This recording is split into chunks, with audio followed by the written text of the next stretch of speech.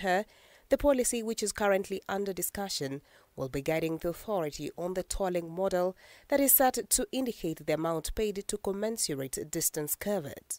According to Kenha, key roads being considered for tolling includes major highways such as the Thika Superhighway, Nairobi Southern Bypass, Nairobi Nakuru Summit Highway, Kenol Sagana Marua Road, Mombasa Southern Bypass, and Dongokundu Bypass.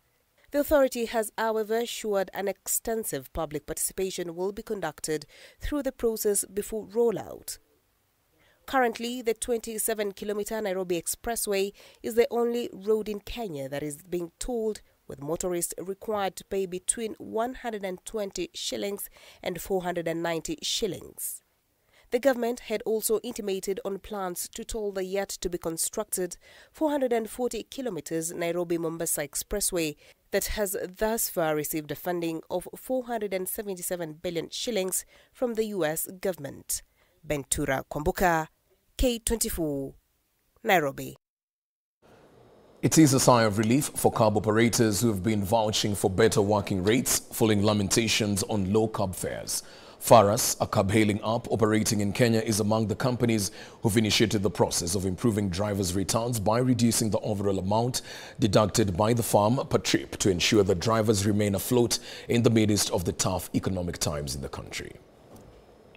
Our nation has faced significant unrest, particularly within the ride-hailing sector. Drivers across the industry have staged protests and strike demanding an increase in the overall pricing due to the mounting economic pressure. After careful consideration, we have decided to increase our minimum fare to 240 and review all our other fares upwards with a significant percentage. And we have also decided to set our maximum commission to the maximum limit that is allowed by the NTSA to 18% effectively. These changes are meant to create a fair and sustainable balance that allows our drivers, while still considering our customers' need. We know the discussions are still going on with all other apps, including NTSA, but Faras has gone ahead to take a lead first, at least to increase the prices. Faras, we are grateful they have communicated how much they have increased on the rates, which we feel it's not really satisfactory, but it's a journey. We believe after this, they'll still consider increasing the prices. Well, it's time for us to get on with the discussion for this evening. Tonight, we ask two fundamental questions. One, is the opposition in this country still in existence? And if so, does it serve the interest of the people, which is basically to hold the government of the day to account? This follows the recent appointment of 4 key top opposition officials into the government. We are also further learning that ODM as a party has further negotiated an extra 20 slots to accommodate PSs into the government of the day. An issue that hasn't necessarily sat too well with affiliate parties within the Azimio coalition and generally Kenyans who are now questioning what the intention of ODM as a party and by extension Azimio is in terms of looking into their interests. Joining me this evening is Honorable Eddie Okech, who's the Senator for Migori County. Eddie, good evening. Good evening. Well, ODM as a party has for a long time been known to be a party for the people, by the people. And just going by the recent occurrences and the mood in the country, this is seemingly not the case.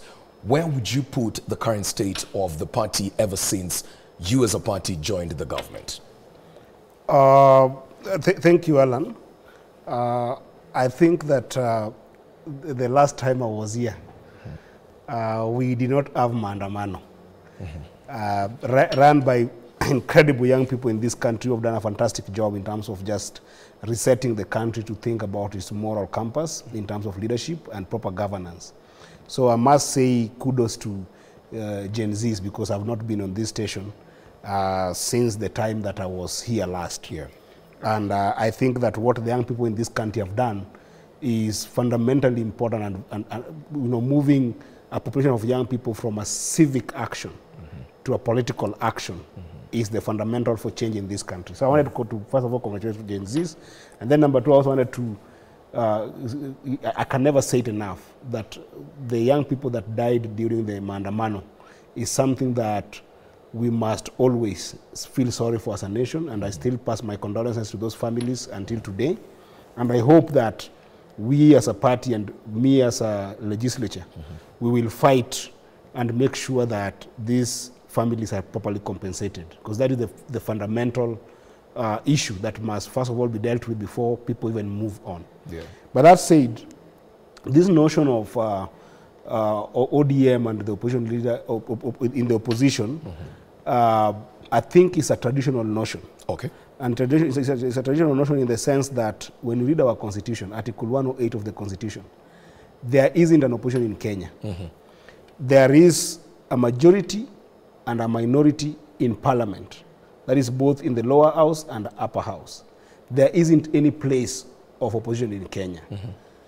When I came here, before Maandamano started, and even during the time that ODM, together with Azimio, led one of the most radical Maandamano last year on the issues of rigged election and other cost of living related issues, I was very clear that as a country, we must be able to force politicians who have been elected in National Assembly and who have been elected to Senate to understand their role, that the legislature is supposed to wholesomely be able to oversight the executive.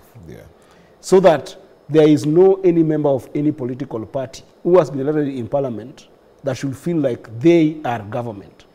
The government is everybody who has been elected in those four arms of government, but the fundamental component of our constitution under Article 108 is the sense that legislatures must start taking role in oversighting the national executive, so that even us who are senators can be able to comfortably put to charge and put to account the governors, both from both from other political parties that are ruling and our own parties. I think the problem with the country right now is the fact that legislatures have abdicated their duty in terms of holding the executive to account. And I think that is a fundamental conversation that we should be having, rather than this idle conversation around opposition being ODM or opposition being Azimio or any other party that has lost power. Because when you abdicate their duty as a members of parliament,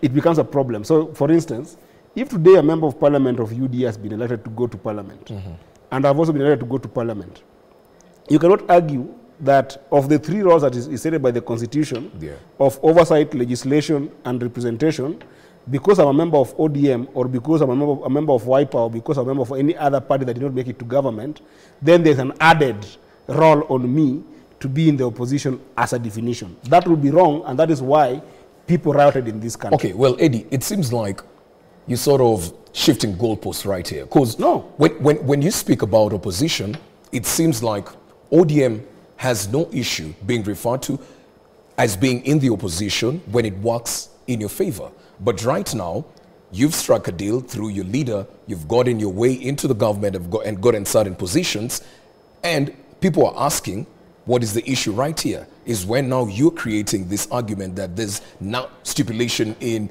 the constitution that says ODM is yes, it could be true, but don't you think it's a flawed argument that you're perpetuating now that it is not me who is defining the opposition in this country. It is the constitution that is defining opposition in this country. And the reason why the constitution was deliberate about that issue of opposition is exactly because of the things that we had seen before. Remember in 2005, after the referendum, there was the chief opposition leader in that arrangement then, that parliamentary system. Uhuru Kenyatta was, the former president, Uhuru Kenyatta was the official opposition leader, because in that constitutional order, we had added in such a way that the person who would garner the second most votes in a presidential election was defined by the constitution as the leader of opposition. And therefore, the battalion that he or she would lead then would then become the opposition automatically. But then as a country, we desired a presidential system whereby we could be able to keep the executive autonomous, the legislature autonomous, as well as the judiciary actually autonomous. If you look at our constitution, the way it has been structured, this institution have desired to have that autonomy. And that is why I've been consistent ever since I came to this station. Remember the time that a few ODM legislatures and actually even Jubilee legislatures were convinced that they have to go to State House to be able to seek for development from State House. Yeah. I was very categorical that the fundamental problem with that move would then means that you are killing the institution of parliament. And this was confirmed, by the way, by the fact that despite the fact that voices in ODM, voices in Azimio, that is both Wiper and even Jubilee members who are still remaining active in the side of the people, was so strong on the Finance Bill 2024, despite being very strong, members of parliament who are associated with the party that is ruling still voted for that Financial Bill 2024 and passed it against the people. And that is the route that we must cure as a nation, because if you don't cure it, the idea that parliament is autonomous from the executive, then we'll always have a problem. It's not an opposition posture. It has to be a posture that we as a people, and especially young people who have done very well in this country, must be able to force the National Assembly and the Senate to be able to play their oversight role against the executive, regardless of which party they are in. And that tells you that even now, ODM cannot be said to have entered government. And by the way, we are not in government, because if you're in government, what the Constitution requires is a constitutional arrangement whereby there is something called post-coalition agreement, post-election agreement and pre-election agreement. Just explain it to Kenyans, because what is perceived right here is we have your party officials who have been playing, in quotes, an opposition role, getting these appointments in the government of the day, and it coming off like you don't have any other person who's going to play this role. You've basically gone to bed with somebody who you have called out for the better part of the past 2 years. So what do you call that move of you joining the government and basically working with somebody you aren't seeing eye to eye? I think Alan, you are being unfair to other Kenyans. No, many Kenyans. I'm gonna take you very seriously. What do you call that? What do you call that? That's what I want to explain to you. There are members who used to be members of ODM. These members of ODM have been invited to be able to help a collapsing government.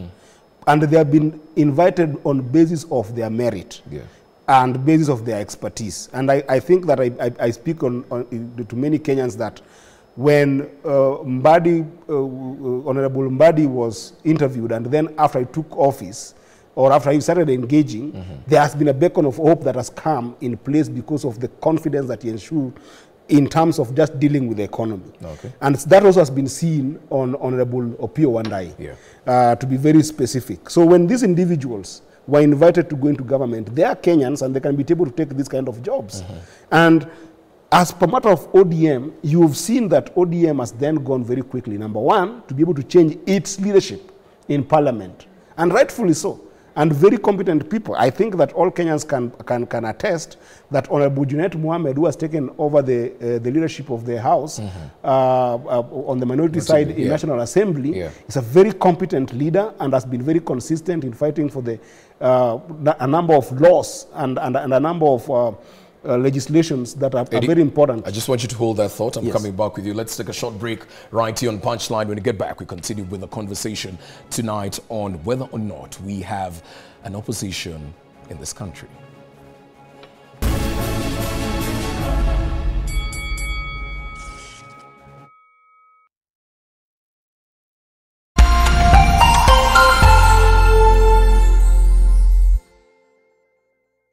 Cheza kama wewe na